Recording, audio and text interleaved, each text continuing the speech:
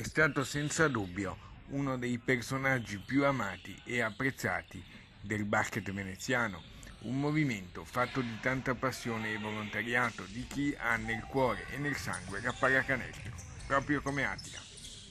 Una grande kermesse di 2 giorni alla palestra Francesco Rivi delle Terre al Lido di Venezia ha voluto ricordare il grande Attilio Costantini ad un anno esatto dalla sua prematura scomparsa. Centinaia di persone hanno affollato la palestra e applaudito i ragazzi in campo nella prima edizione del Memorial Attila. Io sono felice, sono emozionata perché stata una cosa improvvisata per noi, è una sorpresa bellissima sapere che Attila, come l'ha chiamato, aveva così tanti amici e così tanto affetto. E poi lo sport e la pallacanestro in particolare secondo me aggregano, uniscono. La vittoria finale nel torneo Under 15 ha premiato la Virtus Lido contro i Carmini, terzo il Litorale Nord. Marco Dei Rossi della squadra di casa è stato premiato come miglior giocatore e Karim Vio del Litorale Nord come miglior realizzatore.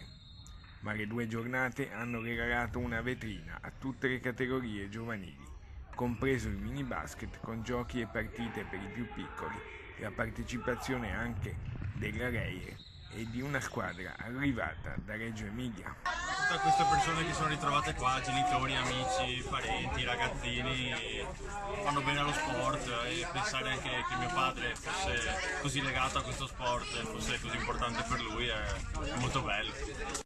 L'iniziativa è stata di un gruppo di amici ed ex compagni di gioco del cestista ridense che fece parte della prima squadra dell'isola a salire in Serie D negli anni 70, i quali si sono appoggiati per l'organizzazione della manifestazione alla Pallacanestro Lido, presieduta da Pasquale Esposito, che ogni anno festeggia la fine della stagione agonistica con una serie di tornei di squadre giovanili. Attila ha saputo onorare il suo simpatico soprannome, dato dal suo atteggiamento tanto grintoso in campo nelle marcature degli avversari, quanto buono e generoso con tutti fuori dal campo.